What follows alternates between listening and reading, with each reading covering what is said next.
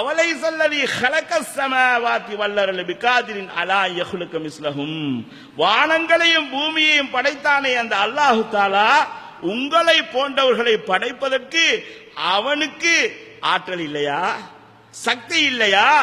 பலா வஹுவல் ஹல்லாக்குல் அலீம் என்று அல்லாஹ் தஆலா சொல்லுகிறான். அவன் பூரணமான சக்தியை உள்ளவன். ஹல்லாக் என்று சொன்னால் ஃபஆல் என்ற வசின் பயன்படுத்தப்பட்டிருக்கிறது.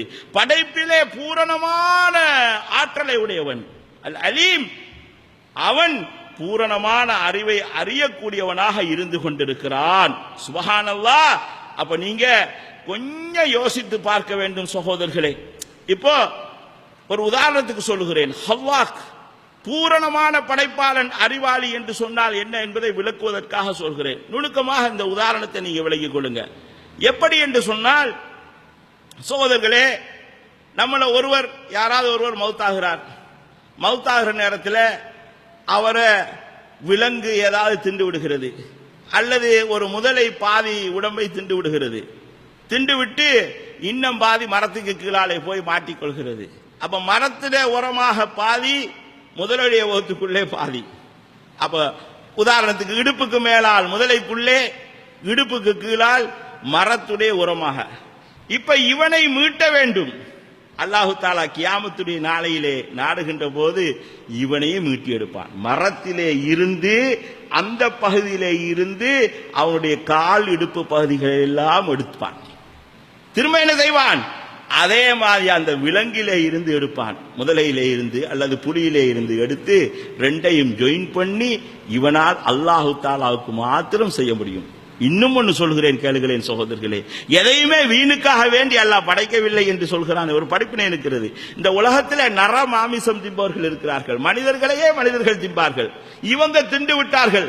ஒரு மனுஷனே அவங்க எரிக்கி சுட்டு திண்டு விட்டார்கள்.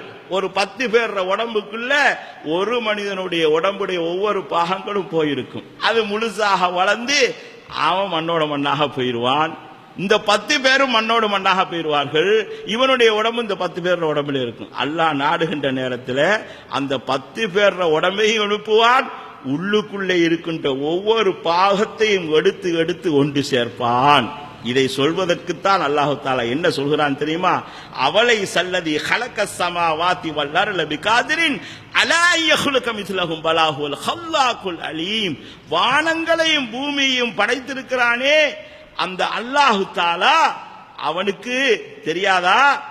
அந்த வானங்களை பூமியும் படைத்தவன் ஆற்றல் பெற்றவனாக இருந்து கொண்டிருக்கிறான். அவர்களை போன்றவர்களை திரும்ப படைத்து கொண்டு வருவதற்கு, மீட்டி கொண்டு வருவதற்கு. நீ முதலைக்குள்ள போய் மாட்டு, நெருப்புல போய் மாட்டு, இல்லாட்டி மாமிசத்தை மனித மாமிசத்தை திங்கிறவன்ல போய் நீ மாற்றினாலும் கூட அவன் திரும்பி கொண்டு வந்து சேர்ப்பதற்குரிய ஆற்றல் உடையவனாக இருந்து கொண்டிருக்கிறான். இன்னமா அம்ருஹு இதா அராத ஷையன் அன் யகூல லஹு குன் ஃபயகூன்.